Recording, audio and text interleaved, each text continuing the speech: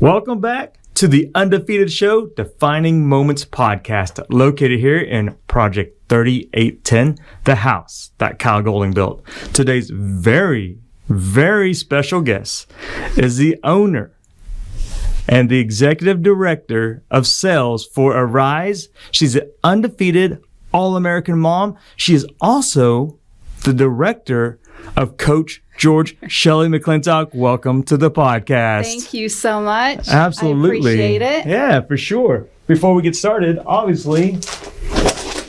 Yes, my own gifts. Your own gifts. Usually these go to Coach George. Well. Thank you. This is awesome. I leave quotes and notes around in my office to encourage me, so these will stay right there. Really? Yes. That's awesome. I love it. How's your morning been?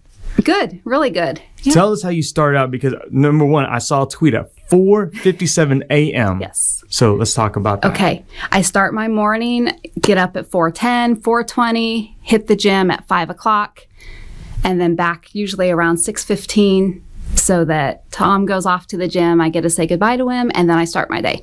Yeah. So early riser. Yes. I love it. What do you do at the gym?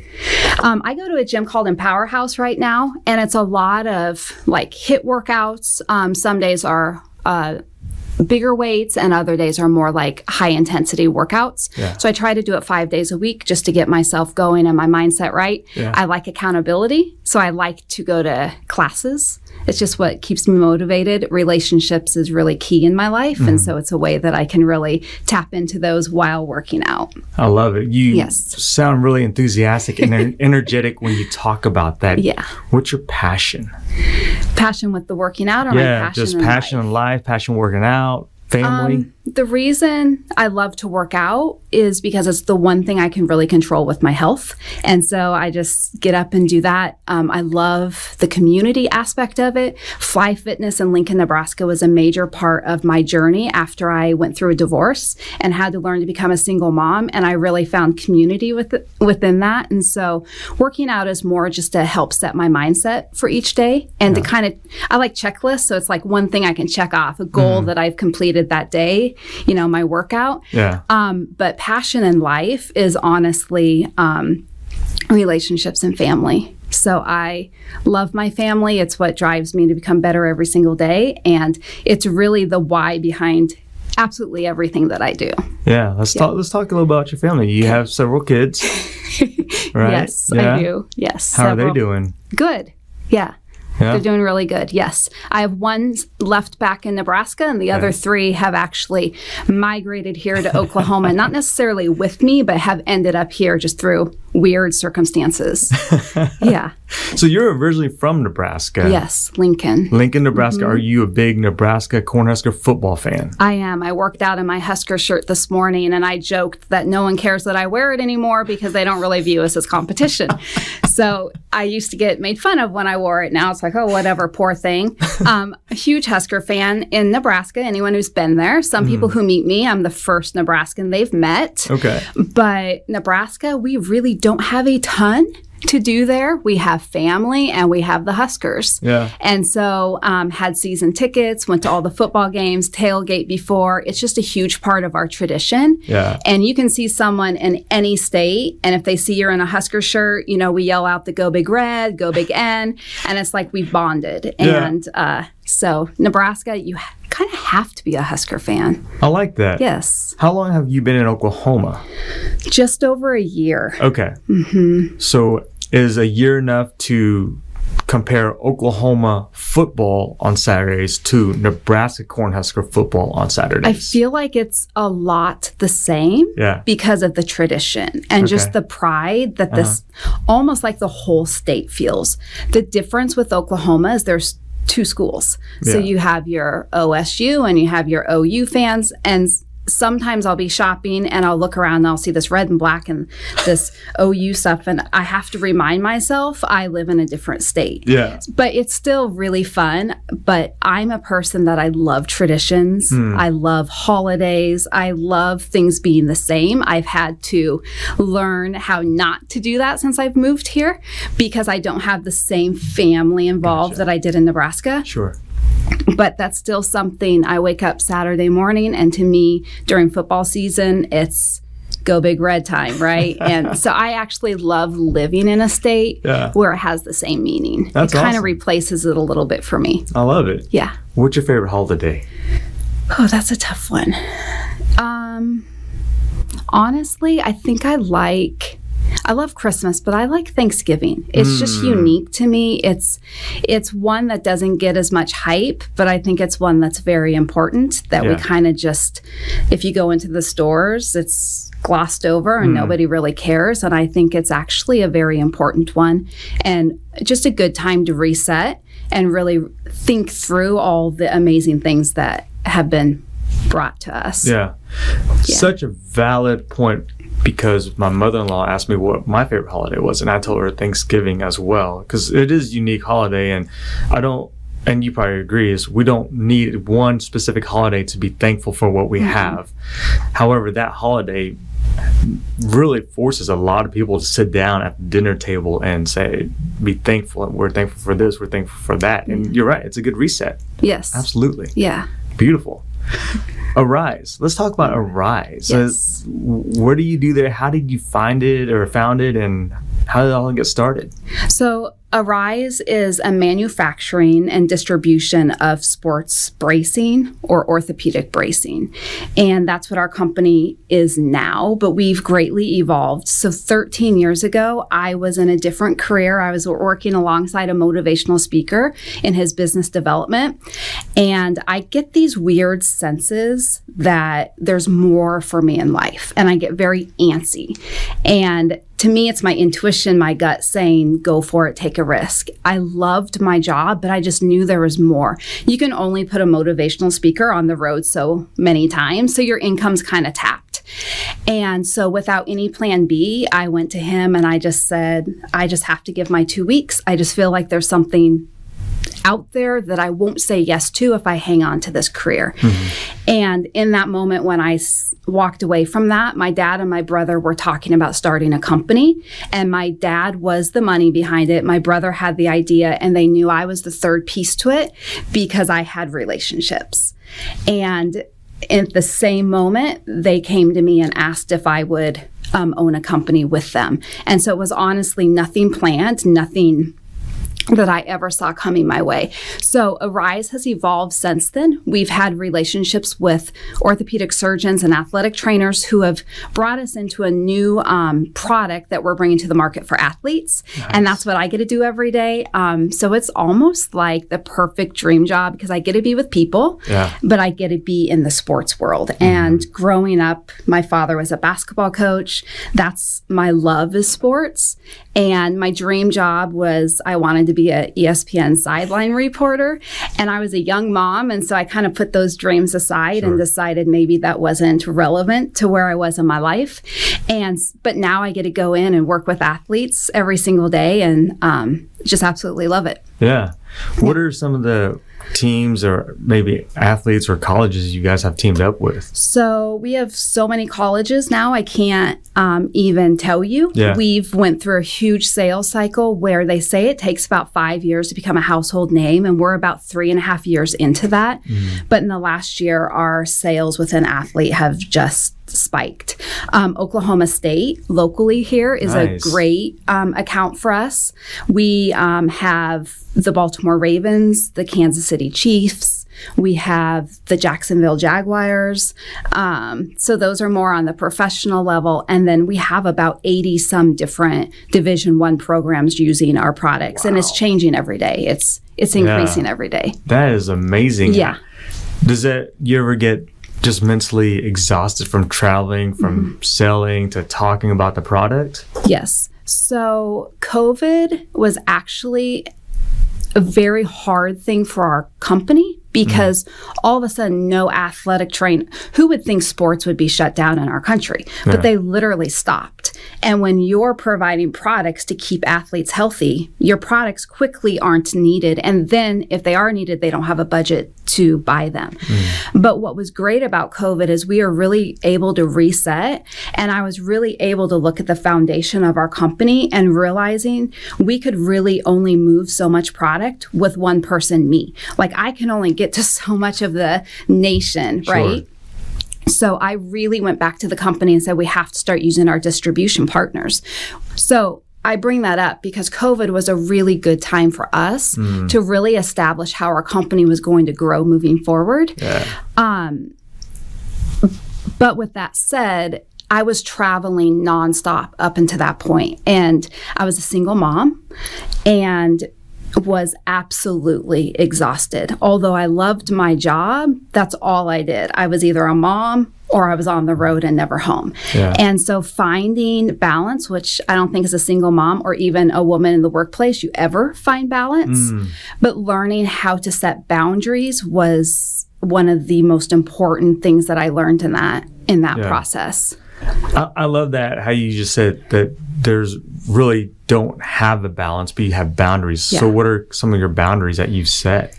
I have non-negotiables. So when I was in my busiest time of growing the company, it was Bria and I at home. My other three were older and they were out of the house. And like I said, I had 100% of her with me all the time. So she and I actually sat down and came up with our non-negotiables together. So I knew what the company expected of me. And then I knew the things that she really, if she could have her wish list, would have me there for. And for me, that really helped me establish those boundaries, because sometimes what you think might be important to somebody else, they could care less about, but something else that you think is a very small issue means the world to them. So for me, creating boundaries, because I care about what people think, probably too much, and I'm really working on that, I really wanted to know that Bria and I were on the same page. And so for me, setting those boundaries, non-negotiables are if it's something really important for our family, like if she has a lead in one of her musical theater, or she has one of her choir concerts and it's something super important, I really try not to schedule anything on those days. It helps me as a mom just feel better. And so non-negotiables mostly revolve around family, but then also some personal boundaries. With me being a female within a very male-dominated industry, you have to set those also. Yeah. Well, it sounds like you have a lot of great confidence, great energy, and those boundaries you said are so important. I feel like that's missing quite a bit in modern society, is you have parents trying to be friends instead of parents setting boundaries, and hey, how can we help each other become better? Yeah. I've seen your product at QB Impact Camp a year or two ago in Dallas. And so are you guys partnered with QB Impact as well? So one thing that Coach George, little funny backstory, that's honestly how we met, was through business. And he really liked our product because of what it could do for athletes. And his biggest thing was we are missing a huge target market, which is grassroots.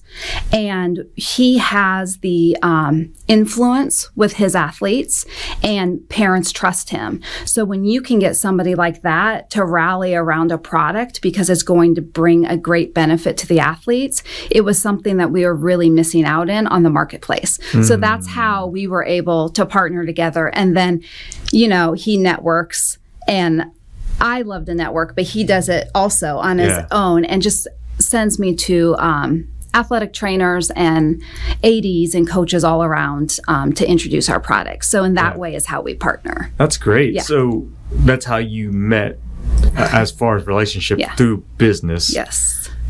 And he's everywhere in Oklahoma City. He's pretty high profile. So with that being said, how is it being the girlfriend part of that? How does it feel, because he is in the limelight a lot. Yeah. And so are you, though, but how's that balance and boundary work out? We're in the limelight in different ways. He is more front-facing, and a lot of people know who he is.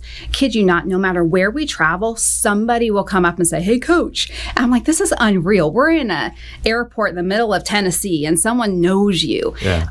So he is more that way. I'm more well known within the athlete industry as a business owner or business professional. When I go to our conferences or things like that, I'm very well known, but I'm not well known on social media. I'm not well known just as a face. I'm pretty private. When I speak with people, I speak very open and candidly because I think how you meet a person in that moment and what you say is authentically what they need to hear in that very moment. And if I were to not open up with that or be open to just being vulnerable, I think you miss huge opportunities in life either to help benefit somebody or what you need to hear from them. But with that said, he's very great at just putting his stuff out there and not caring what people think because he's confident in what his opinions are. I do really well with people like that because I love it and I love to support that, but I'm not as courageous, if that makes sense. Yeah. So you'll find a lot of my girlfriends are very outgoing and loud and fun, and I love that because it allows me just kind of sweep in and build relationships and still have fun, but I don't have to be the loud, boisterous one at the party, but I'd like that to be my counterpart. That's awesome. Yeah. So he is looking to dive into politics, you being his girlfriend, someone he trusts, obviously. How does that make you feel? What are your thoughts on the potential run for Coach George into politics? I think I said it best the other day. I love being Coach George's girlfriend. Yeah. Being Senator George's girlfriend scares the living daylights out of me. But with that said, if that's what he chooses to do, 100% will support him and be by his side the whole entire time. I think that's what relationships are. It doesn't have to be something you're comfortable with doing. And oftentimes, things that are brought into our life that maybe we don't see ourselves maybe pursuing on our own is for a reason. And oftentimes it's to take us out of our comfort zones and bring us into a world that we need to be in. Maybe we're just not able to see it on our own, or sometimes willing to see it because it's going to cause us to really grow. With that said, I don't think there's anyone better than him, and that's why I will never keep him from doing it. That's awesome. I think he has a unique ability to reach lots of different people and get his message across because he just authentically cares about so many different areas and so many different, I hate to use the word different, but I don't know how else to say it, unique people that he would be the type of guy that could bridge that gap that a lot of people cannot do. Yeah. And I hope he'll give people a different view of politics. Yeah. What do you think's missing in politics right now, personally? I don't love politics. I try to avoid it because it makes me feel anxious in the sense that I feel like people are just saying a bunch of stuff to get you to vote for them. But then in reality, anything that they're saying can't really change anything because we have one party wanting this and one party wanting this, refusing to work together. And so even if your candidate stands for something awesome, can they really make the change? And that kind of makes me just feel anxious when I listen to him talk because I'm like, what's really going to happen here? And that's why I think we need to get more people like Tom doing it, because I really believe he can hear and understand and come up with solutions to move us forward. So politics in general, it just kind of scares me because I think people are very cutthroat and I think they go after the families. And I, as a mom of 4 and 2 I consider my sons with Tom and my daughter-in-law. Like it scares me as to what we're opening them up to. But as my son, who's much wiser than me, always says, it's also a huge platform that our family can serve on. And Tom also says that. So I need to keep that as a reminder as the good it can do rather than the part that's kind of scary. I love that. And your son's right, because obviously our heroes are the ones that have served, currently served, futuristically going to serve. And us as American citizens, we can serve our great country in different ways, different platforms. We can use our voice, etc. So hats off to your son on recognizing that. Yeah, he wants to do all of his writing, all of Tom's speech writing. Oh, yeah? But I don't know if I don't know if he'll read a speech. Well, is it because it's polished or what? Yeah, he just loves politics. My son does, and I think he just thinks it would be awesome to work alongside Tom. That'd be awesome. Yeah, that'd be great. You traveled with Coach George around the country, and you've been behind the scenes on some of the speeches, and you've been on different military bases. Yes. What have you learned from that, and then what do you think the United States is actually missing from not being able to see that? I personally have learned that what a posh life I have, and never sat back to think why. And the freedoms that we have, and never paused to say thank you. I didn't even think about it. I had nobody in my life, grandparents, nothing that served. And I just had never understood the sacrifice or understood what the wives and the children, along with the soldiers, obviously, really endured and encounter on a daily basis. And I've been able to have such amazing conversations with women whose husbands served or still serve, and hearing just their heart and what they carry with them every day has just been extremely impactful in my own life, and it's really allowed me to view what we have in a different light. I've been extremely thankful that he's brought me into that inner circle, because that's not easy. Right. And allowing me to see like the change in the command ceremony a month ago. It just being there and witnessing something with that magnitude, with our flag flying above it, and being like, okay, this is truly what it's like to be an American. However, most of us don't have a clue. And to be honest, most of us don't really care. So. Is that sad? Yeah. But I was there too. Yeah. So not saying that I didn't care. I just didn't know any better. I didn't know any different. So I didn't know that I wasn't caring, if that makes sense. Yeah. But I think our family now views holidays, 4th of July and Memorial Day, just very, very different than we ever used to. If you would have asked me, I would have said 4th of July was my favorite holiday before I met Tom. Because it was always a fun picnic, and we had these great fireworks. And now it brings such a different meaning, and almost a heavy meaning, but an amazing meaning. That it's one of those holidays that I view now completely different than I used to. Yeah, it's very deep. It's a very deep holiday. It is. So, yeah, and I appreciate that you share that, because I've always been very appreciative of the military. My dad was MP in Vietnam. And so when they fled their country, he talked about certain stories like that, and how the military rescued my parents. So, yeah. That's amazing. It is pretty cool. Yeah. How do you deal with negativity? I am a very in my head thinker. And I really, really try not to be negative with other people, but I can be negative toward myself with my self-talk. And so for me, it's become an exercise where daily when I'm heading to the gym, although sometimes I'm half asleep, I just hope like there's no deer, because I really may not have the reflexes to stop quick enough.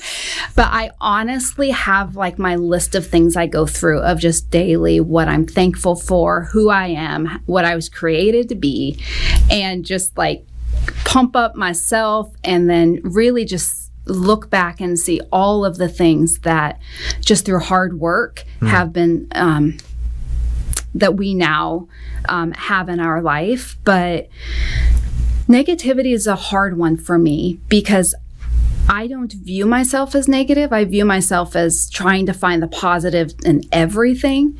But I know that when I get in my head, that can appear to others as negative, and it's never outward toward anyone else. It's always me just thinking through either what I need to do that day or what I need to change about myself, what maybe I'm disappointed in and how I reacted or how I was a parent that day or whatever. So for me, it's just any time, and we say this in business all the time, especially when you're involved with a startup or anything that's struggling, and that's what I actually love to dive in and be a part of,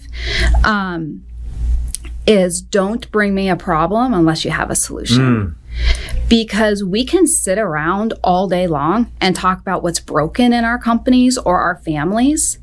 But if you're going to come to me and say, this is missing, okay, so tell me how you would then change it. And it doesn't necessarily mean we'll use your idea, but at least you've thought about it. And that's how I've tried to always bring what could be viewed as a negative thought into positive, and then relay that to others.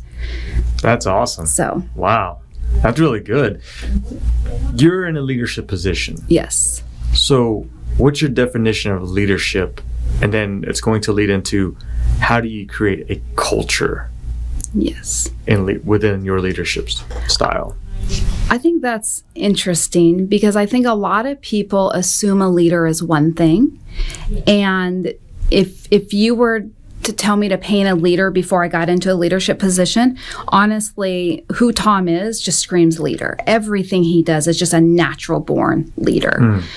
I don't feel like I was a natural born leader. I was actually a great follower, which allowed me to make some really bad decisions in my life that just, well, that's just what it is.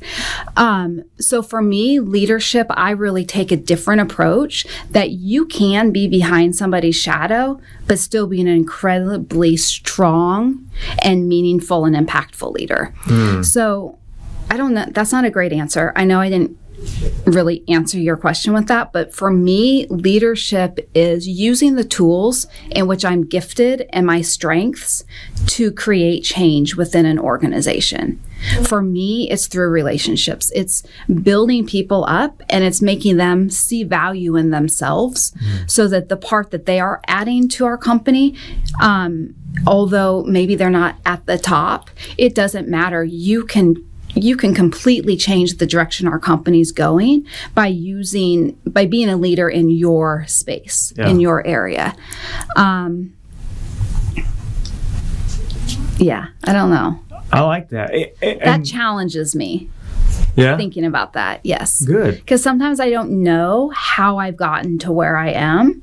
I just know that every day I take a step forward to just keep becoming better and keep trying to lead and connect with people in ways that they need to hear, because what's going to work for one person will not work with another, and just figuring out how to help them move forward in their positions. Yeah, that's really good.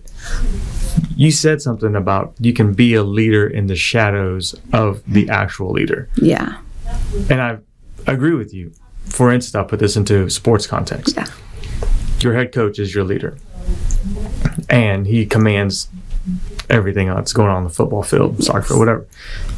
The leader in the shadows potentially is the field general, which is your captain, which is maybe your quarterback. Yep.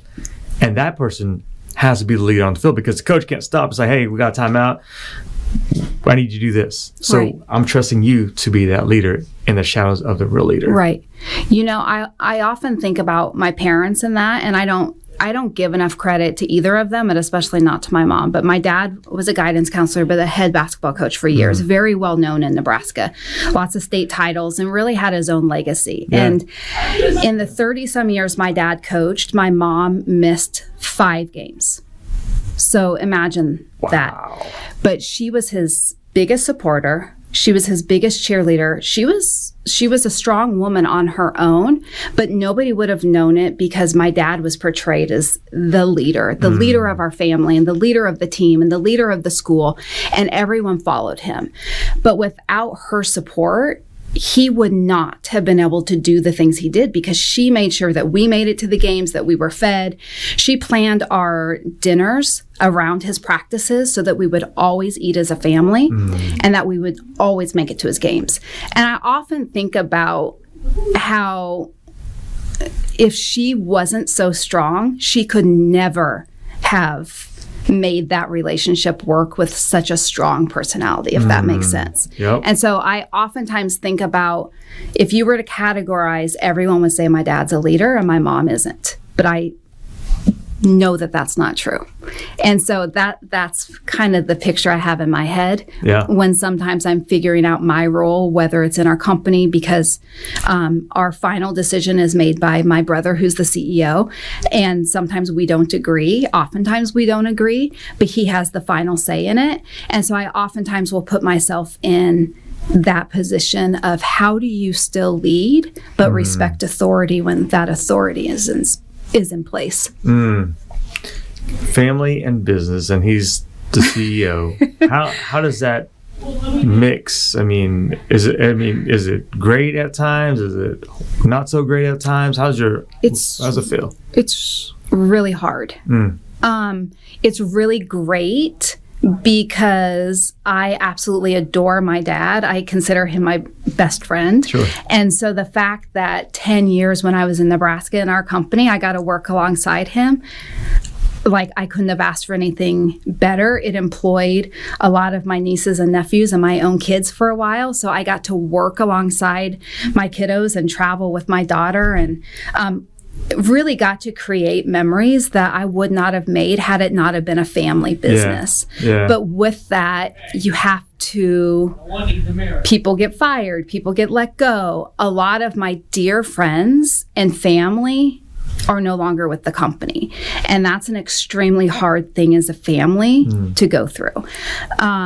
I always tell myself that I'd rather have Christmas with my family than be a millionaire and make all this money in a company. And so it's really a fine line because there's times that you want your brother to treat you as a sister and not the CEO to a employer, if that makes, or employee. It's a very, very unique situation, but I would be lying if I said every day was roses. It's very challenging to me, and it's been one thing that's honestly really caused me to grow. I've learned to use my voice. Good. And I've learned to stand up when I know what I'm saying is just not fluff and it needs to be heard. And I'm not apologetic. I used to apologize for having opinions.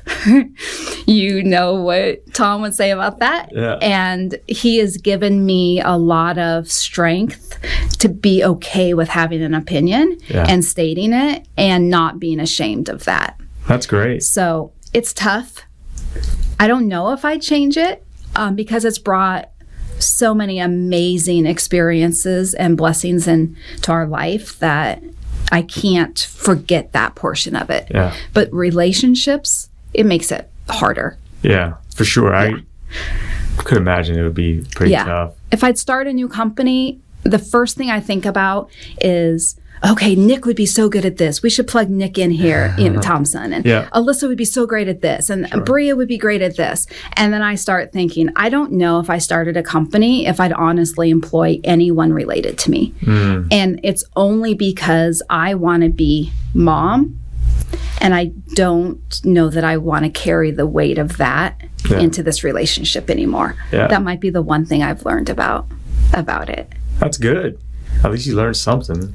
But you've learned to speak up, say your opinions, not be so apologetic for it. Yes. And stand up to the CEO and say, hey, dude, you might be my brother, but here's what's going on and you need to hear about it. Yes. What's this reaction sometimes when you call him out or just talk to him? Love you, Brian. I honestly, I think there's times that he doesn't understand and probably takes it personal and wishes I would just get in line and agree with him because I'd make his job a lot easier. But then there's times that as he can process it and really understand what I'm saying, we'll come back and that will be the direction our company goes. Yeah. So I think he really does honestly want to understand. I just think he's in an interesting role because I'm not the only one also speaking into the direction the company should go. Sure. Yeah.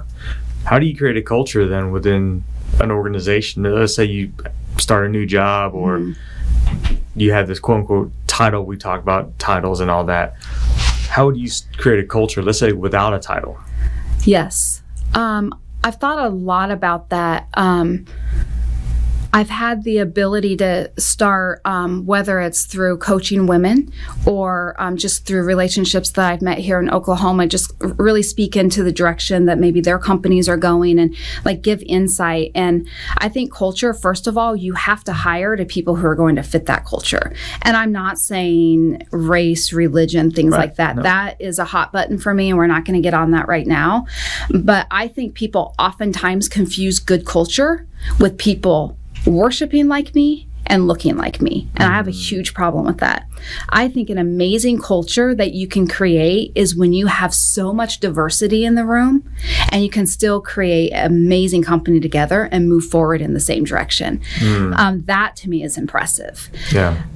So oftentimes to me, it starts with hiring. You have to hire the right people. You don't always know right away, but if you sit down with them in an interview and you tell them exactly who you are and where you're going, and if you're working in a messy situation, meaning you're rebuilding something, or you're in a startup, it is going to be more than your 9 to 5. And if you can't do, if you just want a 9 to 5, then don't come work for us. I think being very honest and pointing that out, but I also think we're also very, very good at pointing out things people aren't great at, instead of spending time pointing out things people are really good at. And I think I know when you start catching people doing what they're great at or succeeding, even if it's filing the filing cabinet, that right there is going to change the culture, because you're not going to breed insecurity or fear. You're going to breed a sense of, I see what you're doing, I love what you're doing, and come grow with us. So those are the things that I always start with when you're in a messy situation with culture, is who are we hiring? What are the expectations? And are we catching them doing good things? That's really good. That is awesome. What about starting your own company and becoming a motivational speaker, leadership, women one-on-one or women on women? I mean, yeah. So I started doing that 3 years ago, built out my whole website, started working with women. Really, what got me thinking about it is I had a random conversation with a gentleman, don't even know his name, on an airplane heading somewhere, and he asked what I did, and I told him. And he said, you don't know it, but you have a strength that you can't even identify. And he said, go home and start taking notes as to what you started doing in your life to get to where you are today. Because what I told him is, I have no idea why I'm good at what I'm good at. I'm just good. I don't know why. And I started really looking at things I've done in my life to actually get to where I'm at. And so really what started resonating with me is women who have a different path into business. I used to be afraid to share my story, that people would automatically judge me, that maybe I wouldn't be smart enough or wouldn't be a good fit in a company, because I was a 17-year-old mom. I was married in the middle of my senior year in high school because I was pregnant with my son, and I have no college degree. So I would shy away from the conversation of my upbringing, not because of my parents, but because of that, because I didn't want people to assume I couldn't be a good business owner. And as I started thinking about that, I started thinking we should really have something out there for women who are starting their career differently. Maybe they've given their whole life to being a stay-at-home mom, or something unfortunate has happened within their marriage or their life where they now need to go back to work. So how can we empower them to have a different blueprint almost to get back into the workplace? And so that's really what inspired me to open my website. I had some clients I started, and I just kind of stopped myself. I just felt like there's a lot of moving pieces in my life, a new relationship. I was moving to Oklahoma, a company that really needed me to be all in because we needed to turn sales around. So if you were to ask what my passion is, that's what it is. I just need to figure out how to get back to that. That's great. In Oklahoma, I feel like there's a lot of women that could use your type of leadership, honestly. Yeah. Just walking around corporate America, and I don't feel like you need someone to tell you, I am empowering you to do something, Shelli. Shelli is going to, hey, I don't need your empowerment. I'm going to go do it because I know what I am capable of doing. That's the attitude I see and I feel. Yeah. Good on you. Hard work, good attitude. You can really do anything, I think. That's great. What's a defining moment you'd like to share with our listeners about you that kind of helped shape your path to where you are today? Sheesh. Okay. I should have thought more about this. I think if I think back to a defining moment, it would probably be right after my divorce. And the reason I say that is as I shared, I was a very young mom. And so my whole adult life, I was surrounded with noise, good noise, kids, right? I had 4 babies and I always had them and my kid and their friends in my house, right? Like we were a place they'd come and they'd play. And just there was always noise and laughter. And when I went through my divorce, at the time, he had 50% custody and I had 50. So the weeks I didn't have my kids was very hard because it was the first time I had to sit with my thoughts because it was quiet. Dang, being quiet. Like you ask why I don't do yoga. I mean, because then I'd have to actually think about what's in my brain, right? Like you have to actually sit and be still. And that's really, really hard for me. People ask why I don't watch a lot of TV or movies because I have trouble sitting. And I wish I was better at that. But in that moment, what I told myself is you can either shrink and become what a lot of people become during a time like this in their life, or you can grow. And you have 2 options, and I'm going to grow. And sorry.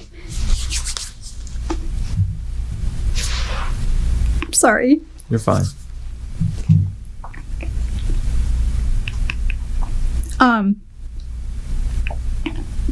But I'm so incredibly thankful for that time because for the first time, I sat quiet and I figured out who I was.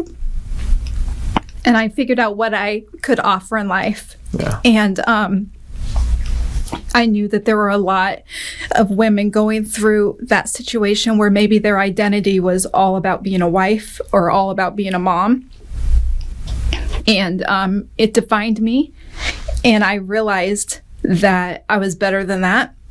And I realized that there are a lot of people who needed to hear what I learned. And so people like push back when I joke about, dating Tom, that I really didn't date much because I really wanted to know who I was. And I really wanted my kids, although what they were going through was extremely challenging, I wanted them to have a new foundation. And I wanted them to know that what we were building together was super strong and could withstand anything that came our way. And so just learning to be able to sit quiet and learn what I needed to learn, have holidays for the first time without my kids, and be able to say, okay, if I can make it through that, honestly, this next little thing is really not going to be that hard. Yeah. And through those moments is when personally I began to grow. I feel like my kiddos got stronger. Our company really started to grow. And it's definitely the moment that if I had to go back and redo it, I'd say, please don't ever take me back there. But I'm so incredibly thankful that I went through that valley. Yeah. Wow, that's impactful, Shelli. Sorry, people probably don't usually cry on your podcast. You'd be surprised. There's quite a few people that do. When Margie and I first met you, you and Tom as a couple hanging out, we were driving home, and all we could talk about was really the energy and the bond that we felt with you and with Coach George. Yeah. And Margie made a statement. She's like a sister to me. And so you are impactful, and keep doing that. Thank you. Please. It's good for sight. Whether it's a man or woman, keep leading, keep being impactful, and keep being you. Thank you. What do you think you would regret in the next 5 years if you don't do it? I'm antsy, and I know there's something big out there for me. I just don't know what it is. And I'm not just saying me, I think it's for our family. And I don't know what it is, but I know we're getting ready to be pushed into something very big and larger than ourselves. And I can't tell you what it'll be, but I'm excited to be on that journey. That's great. What are a couple questions you wish people would ask Shelli, but no one ever asked? Oh, goodness.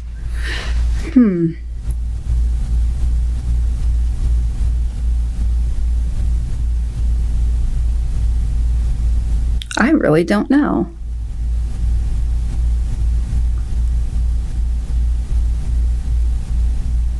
This isn't really a question, but I think oftentimes people assume if they see pictures on social media or they see your kiddos or whatever, that life is just easy and you just been given a lot of stuff and you just rolled through. So it's not necessarily a question, but the one thing that I would want people to know is just that taking risks and working really hard has led to a lot of great things. So something along assumptions. I think we are an assumption-filled society, and we assume if somebody looks a certain way or acts a certain way that things have just been easy. And sometimes I would like to say maybe a good question would be, how are you? But I think people ask it all the time, but they don't really want to hear the answer.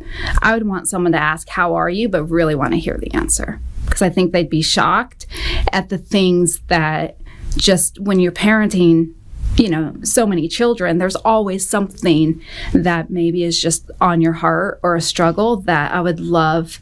I have this sweet friend, Heather, Coach Manella's wife, and she saw me at Camp Impact, and it had been kind of a stressful day, and she just looked at me and just said, how are you?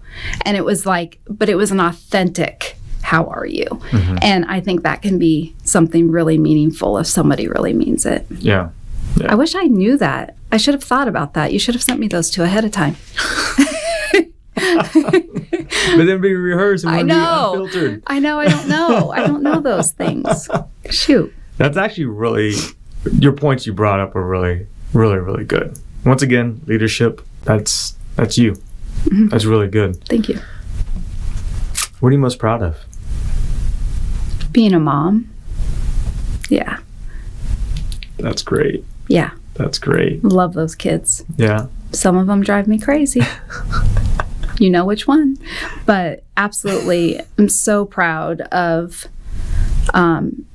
even through challenges and difficulties that they all four have been through, and Brandon and Nick, just so proud of how they all are just taking those and rebounding and creating their journey. And it's really fun, really, really fun raising, I guess we've already raised them, walking alongside adult children. Although it can be hard and can still be frustrating and sometimes more challenging having adult children than younger children in a different capacity, but just so incredibly proud of watching all of them on their own journeys. My oldest son is a dad, and he is the best dad. And I always knew he would be because he was the best with kids, and he's so amazing with Bria, his little sister. But watching him be a father and just seeing how he's just navigating that new sense of life with his sweet daughter Bo is so fun to watch. That's good. Yeah. That's really good. Who are maybe 3 people alive that you would want to speak with, meet up with coffee, have a conversation with when you really needed it the most? People I know? People you know, people you don't know, but they're alive. So I have so many kids, I can't choose a child because then the others would be offended. You know what? I had lunch the other day with Cindy Maury. Yeah. It was the biggest blessing ever. I love her. I love our conversation. She's 100% real, and I can share anything with her, and she does not judge, and she just loves on you. And she has just been awesome here in my journey to Oklahoma. My first choice always would be Tom. He is very different than me, but always causes me to look at things on another point of view and really challenges me to never settle or be less than. And I'd say the third person, I have to put them together, my parents. Sure. Yep. Because I can't choose my dad or my mom. Right. I love it. And they have different angles, so that's who. I love it. How do you want to be remembered?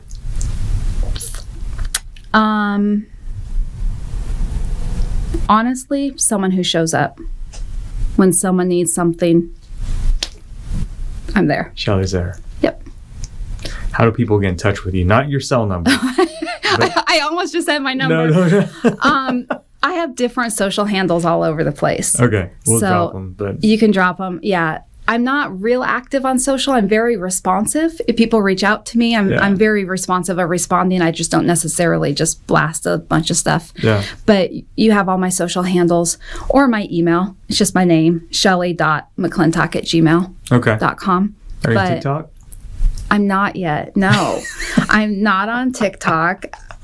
Bria tries to get me to do all her fun little things on TikTok, and I'm not probably the most entertaining guest. Tom is way more entertaining than me, but I should probably be on TikTok, huh? Well, I mean, I asked Kyle that. He's like, nah, bro, not for me. So, but I just started. So I talked to Coach George the other morning. I was like, hey, you on TikTok? He's like, you on TikTok? I was like, I'm starting. He's like, oh, maybe I'll get on. Yeah, that's why he will, because you are. You know that, right?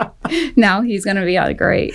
Oh, no, that's fantastic. I'm not on TikTok. Well, maybe you'll look at it. Well, with your leadership and your passion, you can use that platform to maybe lead more people through not just face to face but socially too. Right. So Shelli, I absolutely appreciate your time. This was awesome. Marty's gonna love this. It's been so great. It's election cycle. Yes. November. Shelli McClintock, do you approve this podcast? I do. Kyle Golding, you approve this podcast? 100%. My name is Wong Lam, and I approve this podcast. Shelli, thank you so much. Thank you. I appreciate it. Absolutely.